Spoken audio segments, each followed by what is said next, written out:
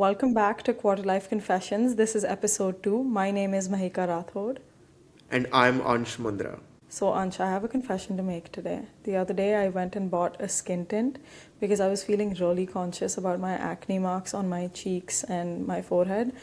And as someone who never wore makeup in her life until maybe I was 21 or 22, I've started wearing makeup almost every single day because it just makes me feel more confident. And it helps me feel like I am rising up to whatever beauty standards are set in society to have clear glass skin. I can relate to that. I have a confession to make as well.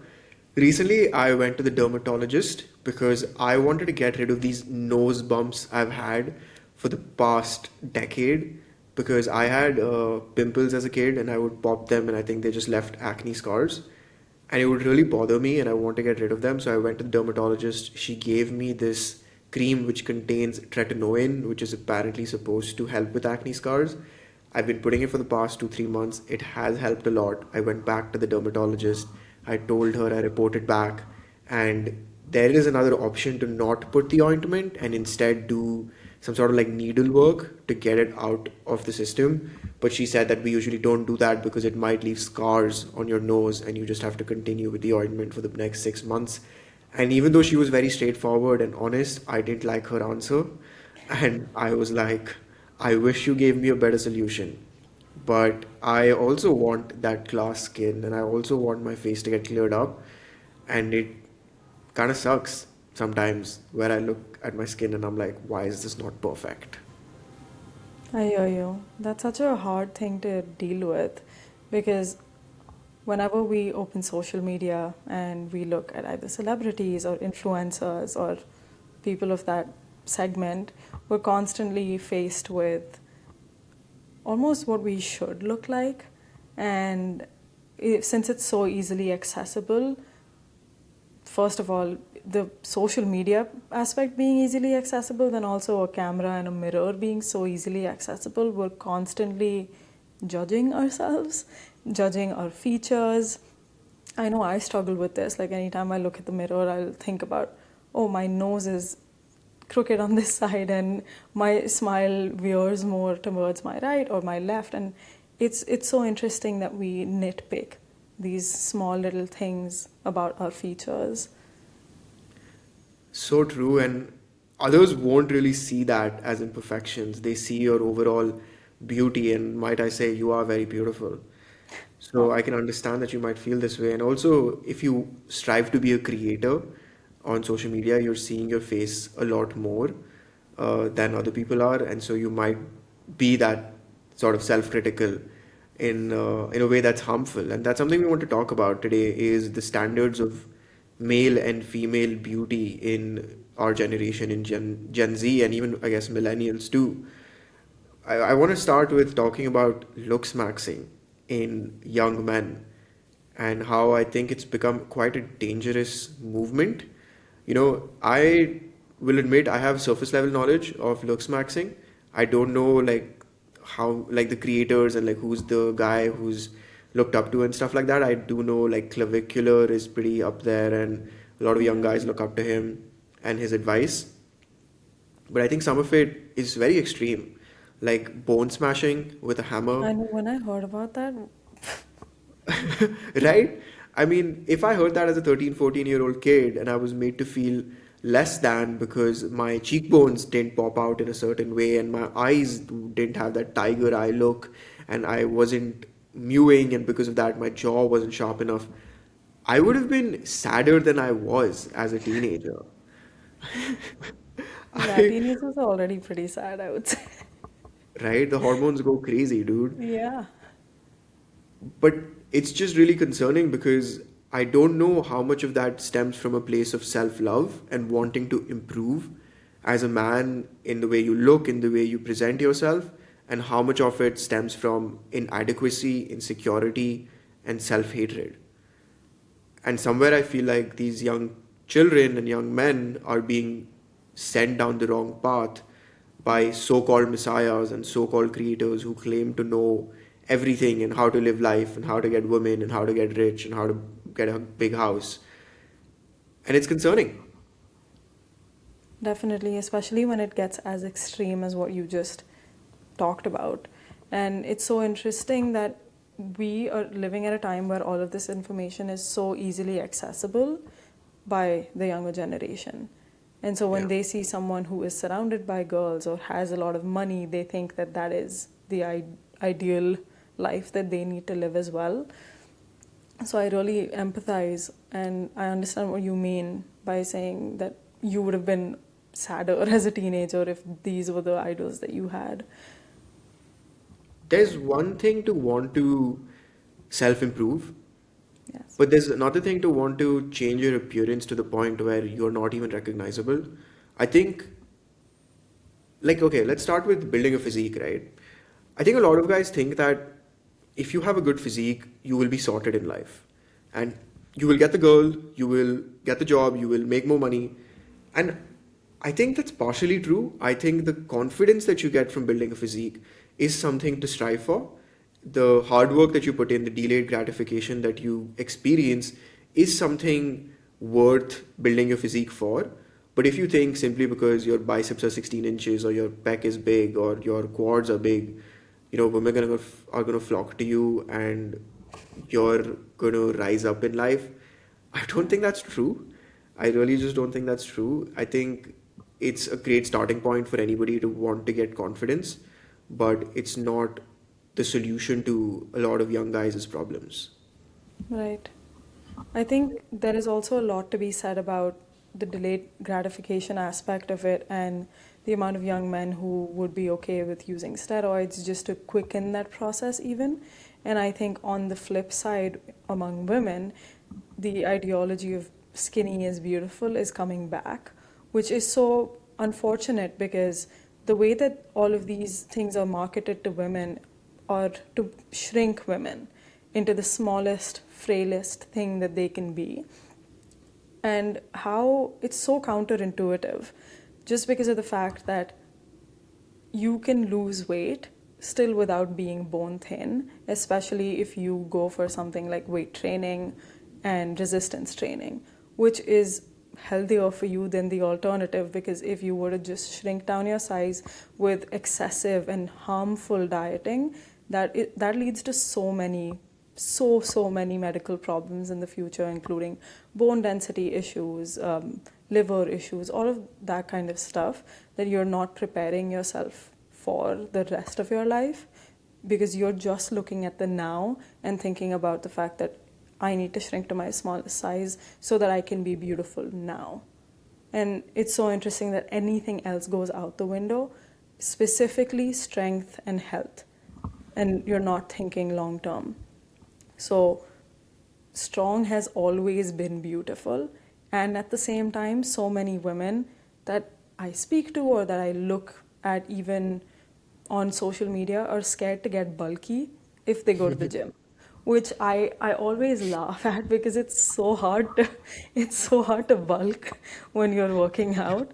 And so the simple ideology of thinking, hey, I'm going to lift this 10-pound dumbbell and then I'm going to have Ronnie Coleman arms is funny, obviously. Is funny, obviously, but then I think there's so much misinformation as well.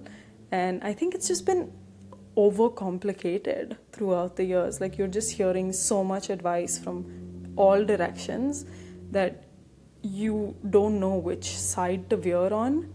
And it always is such an extreme thing of, hey, I want to be skinny, or hey, I want to go get a BBL. I First of all, I totally agree with the fact that so many people even come up to me and say, "Oh, I don't want to like get too bulky, guys and girls." And I'm like, "Dude, I wish muscle growth was as fast as you think it is, because Yeah. hypertrophy is brutally slow and it will humble you, Yeah, tell especially that to for my women." triceps that I've been trying to grow for the past 3 years. Doesn't make a dent. Exactly. It's so interesting that the whole skinny phenomenon is coming back, but then also with women, there's also a lot of women want to be curvaceous, they want to be curvy, right? Is that something that you've experienced and something that's affected you because of societal standards?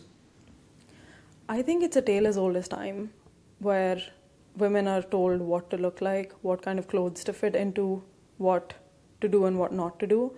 which includes being just right. It's the Goldilocks syndrome, essentially, where you can't be too skinny, you can't be too fat, where you can't be too muscular, you can't be too frail. It's always people are trying to set them into that middle ground, which I think because of social media, it depends on who your idols are or what you think. I think beauty is up to the eye of the beholder, right? So I think it's definitely preference based more now than ever, but it's also the influence that you have in your life, I guess. Because Yeah. at some point when I was really skinny, and I was when I was entering college, at that time I'm like, oh, it would be awesome for me to train my glutes, right? I would love to be more curvaceous. And then now when I've gained more weight and been lifting for a while, like, okay, I can cut now. So I think it's just about that whole spectrum and trying to get to the middle of it and have some kind of equilibrium in your body. And I think that people have different reasons for it. Hmm. Do Yeah, you like think men strong. go through something like that? I think so. I think I was about to say like strong looks different on different people. Like a Yes. discus thrower is strong, right? But they have a completely different body from somebody who runs a marathon. But that doesn't mean Exactly. that, Eliud Kipchoge or Sebastian Save or these elite marathon runners are not strong. They're insanely strong, but just in a different way. I think, I want to touch back on young guys wanting to look good and have a physique. I still like I'm an online fitness coach. I'm a big proponent of getting fit, going to the gym, building muscle. We started going to the gym like 3 years ago. Like you started going to the gym with me. I've been going Yeah. to the gym for the past 5 years.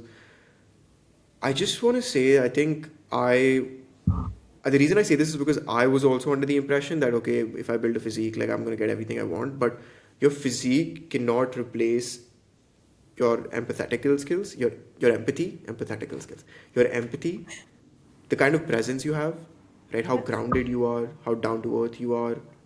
It cannot replace how you treat people. It cannot replace compassion. It cannot replace intellect, being curious about the world, being curious about other people. It cannot replace how you serve people, how you show up with your family and your friends. It does not matter how jacked you are if you're not a good person. If you're a dick and Absolutely. you have six pack abs, trust me, no woman's gonna want to be with you. And if Absolutely. Yeah. if a woman does choose to be with you, maybe she's not the right one, right? So I think young guys should want to get fit and look good for themselves, right? Not for any external validation or external approval, and then start to develop themselves in other areas of their life as well, like be competent, have leadership skills, know how to communicate. I think that goes a way longer way, and that makes somebody a lot more attractive in the eyes of the opposite sex than just a physique.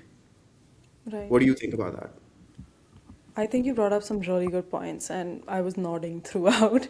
I also, on the flip side, for women, I think what we touched upon earlier about the kind of confidence that it gives you to put the work into your body is a different kind of confidence.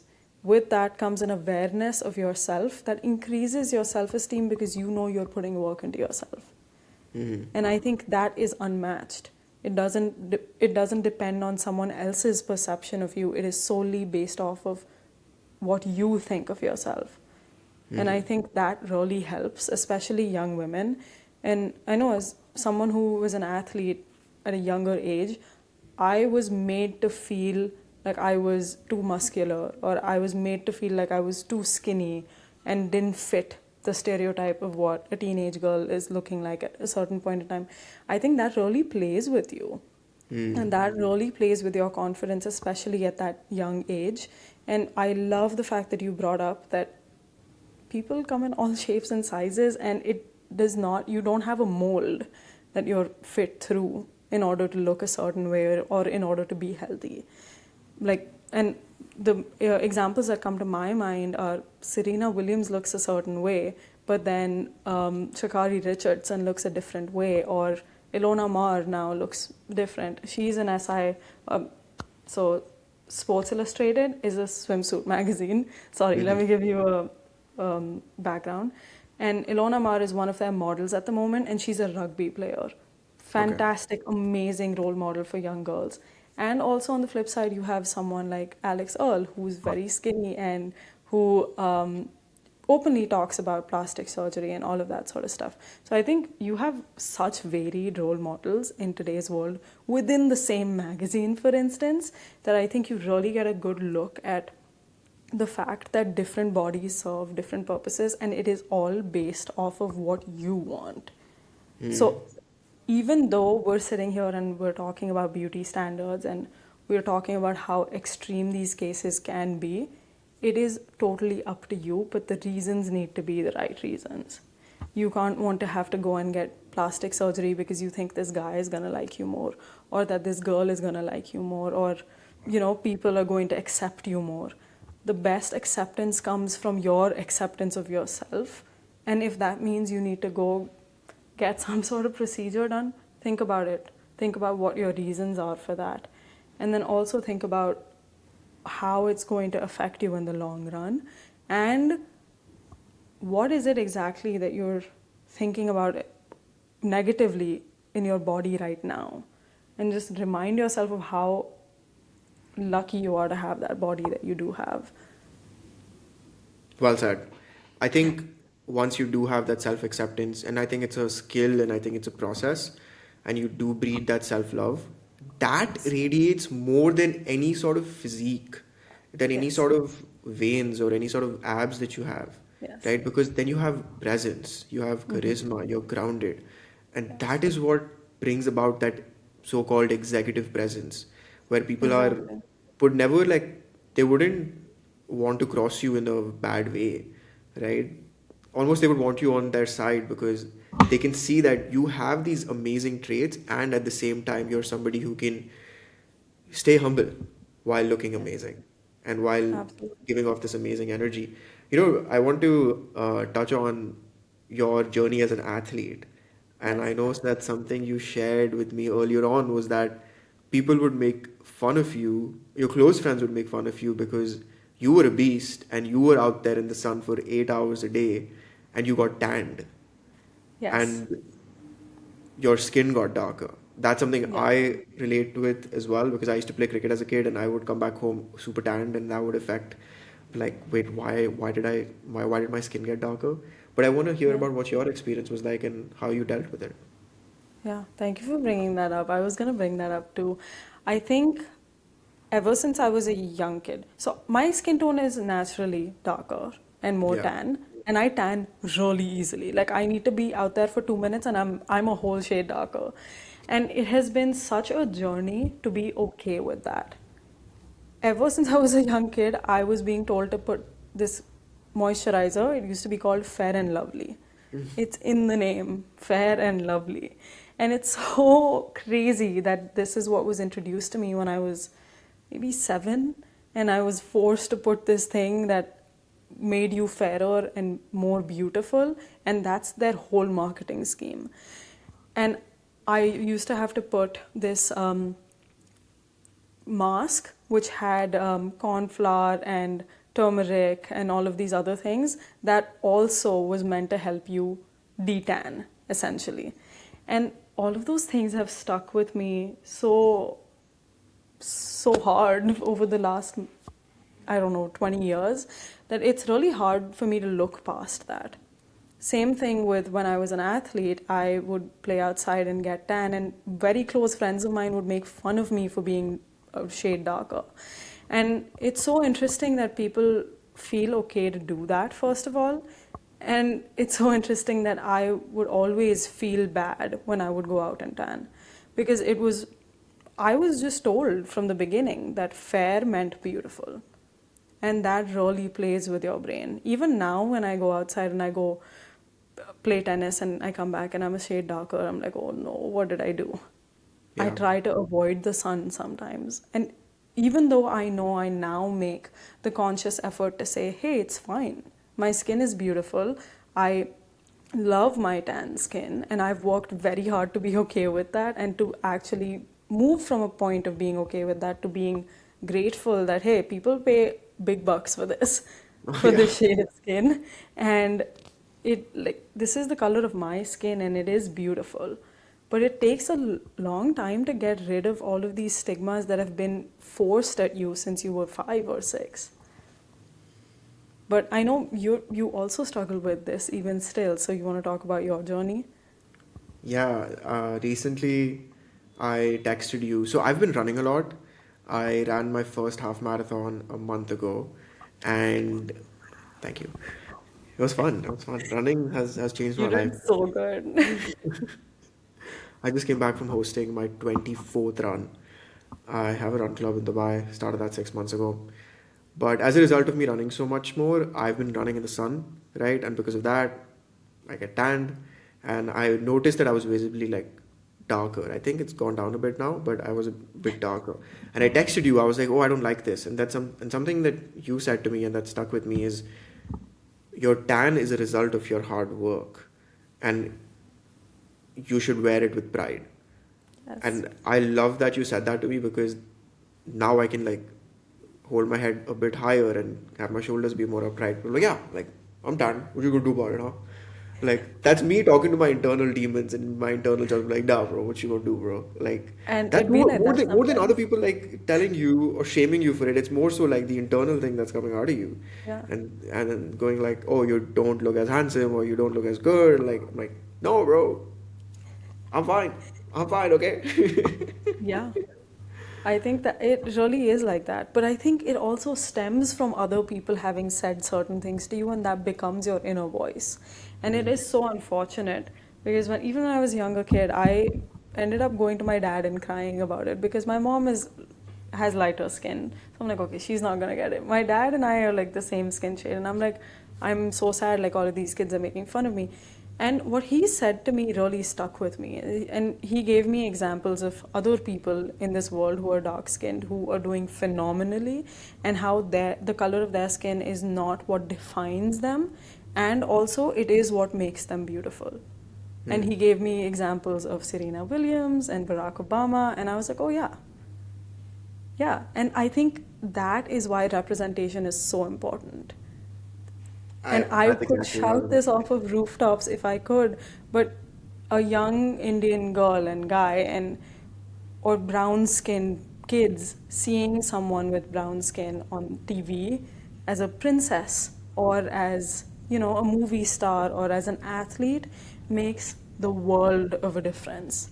Because growing up, what were the princesses that I was watching? Snow White? Yeah, Cinderella? yeah. Like, you know what I mean? Sleeping Beauty, like Aurora, like they were all light skinned and beautiful, of course. And at the same time, I didn't see myself in any of them. I'm so glad you brought this up because to anybody who's listening to this and relates to that, and you feel like you don't have a role model right now, or you didn't have a role model growing up, the best thing you can do is be the role model that you wish you had. Be the person you wish existed. Be the Yes. force you feel needs to exist in this world. Be the change you want to see in the world, as cliche as it sounds, and as it's very Yeah, true. And as long as we can definitely. do that, and I hope we can begin conversations where people do start to make changes and positively change the world so we can be nicer and we can be more empathetic and we can drive the world forward in a way that's not been driven by people who came before us, because clearly these guys, like, they didn't set us up for the best of futures, man. Let's be honest here. Yeah. Yeah. Yeah, I know that's not exactly beauty standards, but I felt the need to say that. No, I I think it's very accurate. Yeah. I want to also talk about how women have more of a pressure to look prettier and dress Mm. up better, to be taken more seriously, especially in the workplace, compared to men. And it's Yeah. so evident. It is so evident to me. Mm. Like, guys, you know, instead of like bone smashing, how about we just focus on grooming, like basic grooming, haircut, trim your hair on your uh, around your armpits and like maybe some body hair as well. I know it's considered like very masculine to have body hair, and that's okay, If but that's your preference, that's as your long as preference. you're hygienic, it's fine. I think that's more so what I meant. Like, let's Yes. focus on our hygiene. Let's focus on how we smell. Let's focus on like just keeping our beard trimmed and our eyebrows trimmed a little bit. I think that like elevates your standard a bit more. Let's focus on our skincare. I think that is going to help you stand out so much more than adopting these extreme measures, trying to take Ozempic, trying to take like all of these like peptides and whatnot, like people are doing. But coming back to what I was saying, like, why is it that women are like sort of put on more of a pedestal when it comes to needing to look prettier? I don't think it's necessarily a pedestal. Okay, Just because I don't think you're putting women at a higher standard or anything. I think it's simply business. It's because of the fact that there are so many industries that are just functioning because of women. Think yeah, about makeup, think about clothing, think about bags and purses. The fact that women have all of these things that they're carrying with them and their pockets aren't big enough that they need to go and purchase a purse to put them in, it's all consumerism. So I think, of course, there is that idea that you need to wear this kind of clothing and stuff. I think that's true for men as well. Like in a corporate office, you're wearing trousers, you're wearing a shirt, or like when if you have like a business casual thing, whatever the whole aspect of your job is. But I think it's because women have more choices. And there is more, even a little bit of comparison among women. Say, hey, yeah, my dress is from Aritzia, that dress is from H&M. It's all these brands and the commercialization of all of these things. I think. I think there's also something to be said about how more attractive women are good for business. And I want to give an example Right, about this. that's a Like, good I point. have a friend who was invited to sort of be like a host, welcomer, and she told me that the reason for that is because she's of above average attractiveness, and it just looks better for the people hosting this event to have somebody who looks good presenting Yeah. and somebody who looks good as the first impression, as See, opposed that's a to thing. hiring somebody like a mid Yeah. man. You know what I mean? That's a So thing. It really is a thing. I mean, that's why you have women in certain occupations and not men. that's why Formula One had those cheerleaders, and now they don't have like, because I don't know why they don't have that, but Yeah, because it and brought in I more think people. that, yeah, I think the reason that I didn't bring that up as a point is because I wish that wasn't the reality. But I guess, like, if you have a pretty woman to look at, you immediately respect them. I don't know. I really don't understand how that works. Like, I could try to, but everything feels so shallow then. And But I the thing don't is, want my line of thinking to be that way. the truth is, So a I lot pull of myself humans, back. Hmm? the truth is like a lot of humans are shallow, and there's I don't know if there's anything wrong with that. I just think that we do tend to make judgments and assumptions based on how somebody looks. And it's Hmm. good for business, good for you to look better as a man or a woman. Right? If Hmm. you're more put together, you will be taken more seriously. If you're more put together, you will be thought of as competent. And it will open up doors for you that maybe not looking as good would not have opened up, would not have opened up for you. I think there's another aspect to this that maybe isn't related to beauty standards is that when you put on your best dress or suit for men, you feel more confident. And I know this is true for me. The better I look, the better I feel. Yeah. When my hair are done, I feel like my Same. energy changes the better I look. And Yeah. I think it is genuinely about the confidence. And I think at one point in time, women, and even still, were expected to look their best, even when a man could pass by looking a certain way. That's just the patriarchy. And I think it still exists, definitely, that women have to try harder to get to something that a man, specifically a white man, could get easier.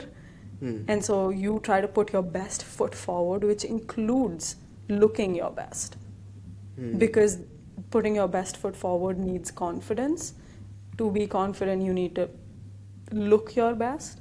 And to look your best, you need the best dresses, the best purses, the best aura that you can have. So I think it all just trickles down that way. Yeah. I think it's also something to be said about power. If when you Mm-hmm. look good and you wear these brands and you Exactly.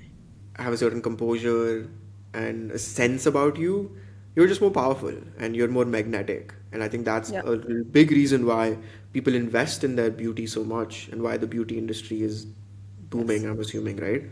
Yeah, And I totally definitely. understand it. Like, I get it. Like, I think that's one of the reasons why I want to get rid of these nose bumps or I never want Yeah. to have any pimples is Yeah. because I feel powerful when I look good. I Yeah. feel my best when I look good. And especially when I'm being seen by so many people on a daily basis on social media or in real life, yeah, I want to look You want to the best present that I can. yourself in a certain way. Yeah, like I don't want to look like I just rolled out of bed, Yeah. right? Yeah. Another thing I want to talk about is how beauty standards change based on your culture and where you come from. Mm-hmm. And something that I heard a couple of years ago is a sentiment in Indian culture regarding politicians is that if a politician looks too good or if a politician is in good shape, then he's not to be trusted because then the implication is that he's spending too much time in the gym and focusing on himself and like it's conceited in a way, which I think is kind of messed up. I think it's Yeah. so backward. Do you think that's why we don't have any fit politicians in India? I think that's one of the reasons why, yeah. Yeah. People just reject them at the start. Like, नहीं तू बहुत अच्छा दिखता है, like you cannot be You on care too much about yourself. you cannot serve the community. Yeah. Uh, but yeah, like for example, something that looks good to a man or a woman in Tamil Nadu is not the same as someone who looks good to a man or a woman in, I don't know, South Africa or New Yeah. York. Any thoughts on beauty standards based on different Definitely, I cultures? agree. And I think I brought this up before as well as beauty is in the eye of the beholder, and Hmm. everyone has different preferences. And I think that's why I really don't like it when people make comments on other people's appearances or make comments on what's lacking in someone's appearance or what's good about someone's appearance, even. Hmm. And I think that is also cultural, that whenever you go in and talk to any of your relatives, for instance, they always make a comment about if you've gotten thinner or if you've gotten fatter. And I think that's a cultural thing too, right? It's like, oh, you're Yeah. not eating enough, you're so skinny now. Like, and imagine if that is the person who's trying to gain some weight.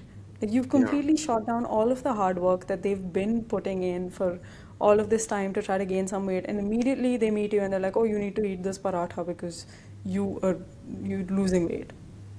Why do you need to do that? And I wish it was more acceptable for us to have comebacks to that. Like, oh, you've gotten fat. Yeah, learning from you. Like, that would be crazy. It would be crazy, right? Because, and I would never say that because it's disrespectful, and also I'm not the kind of person who will make a comment on someone else's appearance. But Learning it's from so you. insane that that's a thing. To all the aunties and uncles who've ever commented on any child's appearance, Please stop. have a look at yourself first, Stop. okay? And please stop. It's not nice. Please. It's It's not not nice. coming from a place of love, and we don't want to hear it. Yeah, I think even if they think it's coming from a place of love, I would say, let's rethink it. And if you really love them, then if they're not comfortable with it, stop, Yeah. right? Because if you really do love them, change your ways. And the other thing is, as people who are into fitness, it's so interesting that you'll be told by the people that are sitting at home, your uncles and aunties and whatever, yeah, you don't need to eat that much protein. You, this is a fatty food. I'm like, what do you know about carbs and fats and protein? Like, I have a degree in this, and I can still not get past some things that people will say and some notions that they're holding on to so tightly. I don't even bother. I just sit there and I Yeah. smile. I'm like, ठीक है. I'm not going to change your opinion. It would be foolish of me to try to change your opinion. And I just don't waste my energy anymore. I'm like, okay, if you think that way, if you don't want to lift weights, sure. But I do want to say, like, for if there's anybody like older listening to this, or even if you don't lift weights right now and you're not trying to get fit, you it's actually kind of selfish to do that, because if you don't get strong right now, in the future you will suffer, because you will have weak bones, you will have weak muscles, you will have a weak mindset, and you will have to go to the hospital. You will become a burden on the people who love and care for you, and then eventually they will have to take care of you. And so you have to really think about the second and third order consequences of you not trying to get into a good shape, to the best shape of your life right now. And it's never too late to start. You can get a coach, you can learn on YouTube, you can talk to people who are in the gym, they're more than willing to help you. Don't shy away from that, because it has consequences larger, to an extent larger than you might think. Definitely. I think I agree with that notion, and I don't want anyone to think that they'll be a burden. Definitely not that. Take that sentence lightly. You're not going to be a burden to the people that love you, because they love you and they will do that out of their own love. But if you want to make their lives easier, trust that weight training and resistance training is not optional, and it sucks that a lot of people think of it as an option. Like, hey, I'll go run or I'll go weight train. No, you have to weight train, because the only way to combat a lot of issues like diabetes and osteoporosis and uh, cardiac disease and everything is to put your body through the ringer in building muscle that helps you with longevity. And Yeah. it's not an optional thing. And do you think they should take Ozempic to shortcut the process? No, I don't think so. Why not? Especially because there are research studies coming up now. So Ozempic basically suppresses your appetite, Yeah. right? But then if the food that you're eating is then chai and samosa and pakoras and pancakes and whatever, then you're not getting the nutrition that you need, because the little food that you are consuming is not helping you. And if, once again, you're losing weight, you're not gaining muscle. Muscle is so important for longevity. Yeah. So Ozempic is half the story. If you have taken it, just make sure to actually build muscle and eat nutritious foods when you are hungry. Yeah. So I think it should come with a huge warning label. Eat whole foods, eat protein, go to the gym, walk more, sleep Yeah. right, drink water. I think that's going to cover most of your bases and get you in better shape than like most people. Better shape, better skin, better health, better hair, Yeah. all of that. And I think we can wrap up a little bit by talking about the fact that we started off this podcast, specifically today's episode, talking about beauty standards among Gen Z men, women. And our takeaway from this is just that things have gotten so extreme that we are forgetting the basics. And I think when the world gets so overwhelming, you need to just keep it simple. Yeah. And keeping it simple involves weight training, eating healthy, drinking water, all of the things that you just said, Ansh. Walk regularly, all of these things. And at the same time, if you need to take certain measures to make yourself feel more confident, think about it. Actually put some intentional time into wagering why it is that you feel a certain way, versus on the opposite side, how would you feel? So I think it's all about preference, and also not being too extreme, like smashing your bones. Yeah. Yeah, we sincerely hope that if you do want to improve your looks, there's nothing wrong with that, but we hope that you do it from a place of self-love Yes, and wanting to do better by yourself, and not because you need to prove anything to anybody, and not because you seek validation from somebody. Do it for yourself, do it for younger you, do it for future you, and don't be too extreme. Like Mahika said, stick to the basics. absolutely. Thank you for watching, guys. We'll see you in the next one. See ya.